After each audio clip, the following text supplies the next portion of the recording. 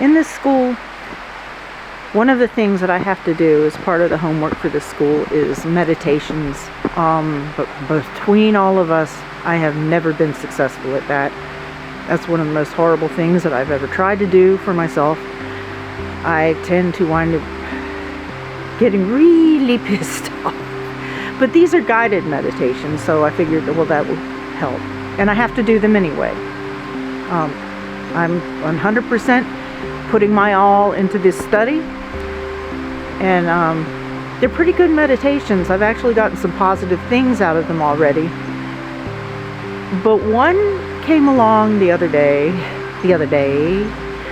and it really kind of tripped me up and made me realize, now hold on, hang on.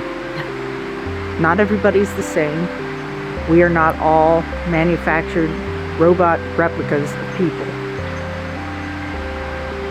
Some people enter into this, like myself, who have issues, who have diagnoses, who maybe want to have a professional help you figure out which way you want to go with all of this sort of stuff, or how to do it, when to back off. This is obviously online courses. I am in the middle of nowhere. There is no school here, especially not for something like that.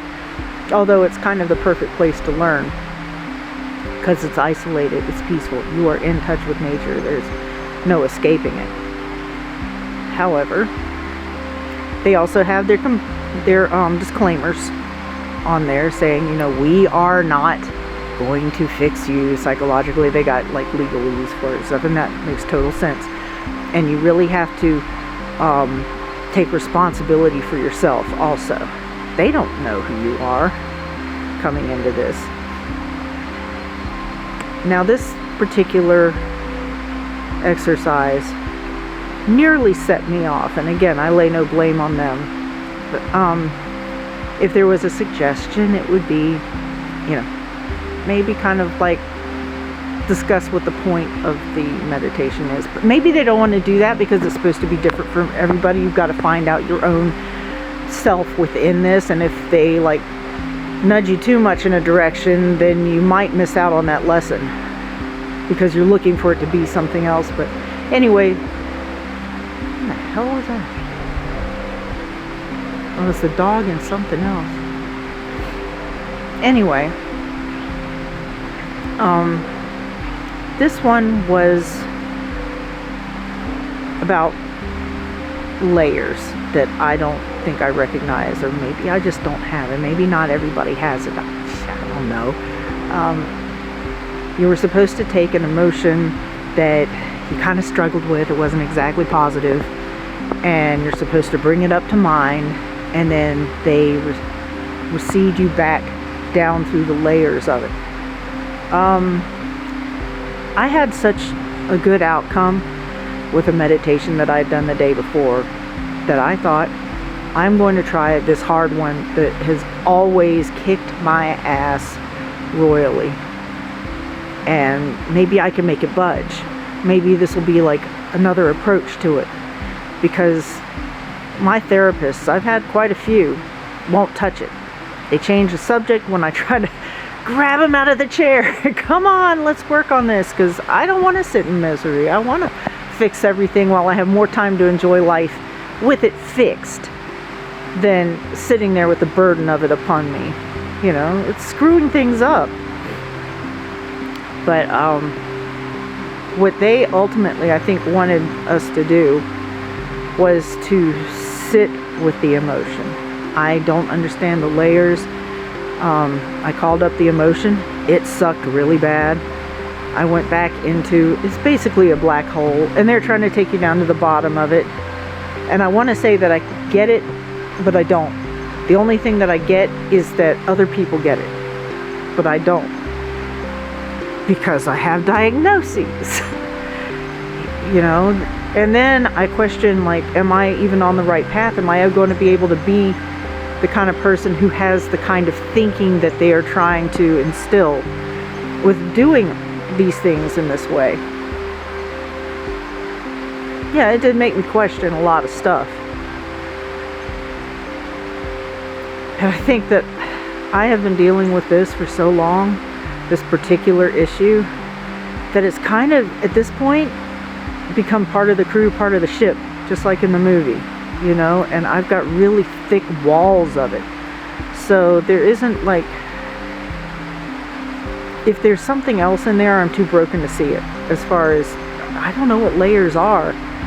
If anybody has any experience with this, respectfully, because that's all I'm going to tolerate on this channel, I would appreciate a discussion. I would appreciate it. We're supposed to turn in journaling on this sort of thing as an exam, which I'm going to, and we're supposed to get feedback, and when I get feedback, if there's anything really good to be gleaned from it, I will definitely be back and talk about that.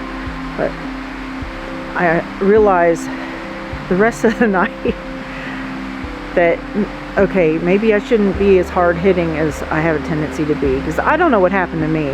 Most people that have the kind of abuses and neglect and that sort of thing in life that I have tend to implode, and they just crumple and they take a bunch of stuff, where I have the tendency to want to come up swinging, and in warrior style I will pick the hard thing to go through just to end this immediately.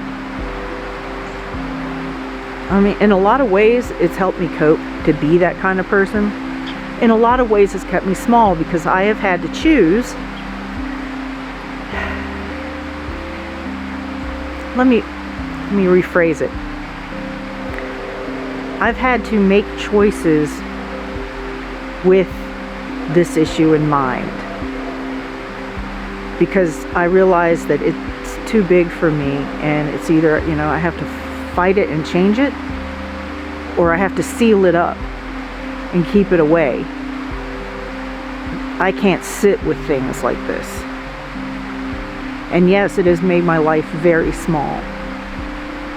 I may have said that in other videos, and I'll probably say it again. I'm kind of repetitive, which is, bear with me. But I have a feeling in the story arc of me doing these videos, we might find out what that means and why, because I also think there's a reason. There's a reason that got me to this. I don't know. I mean, I think there's such a thing as, I don't know. I don't know if I think there's such a thing as baseless suffering.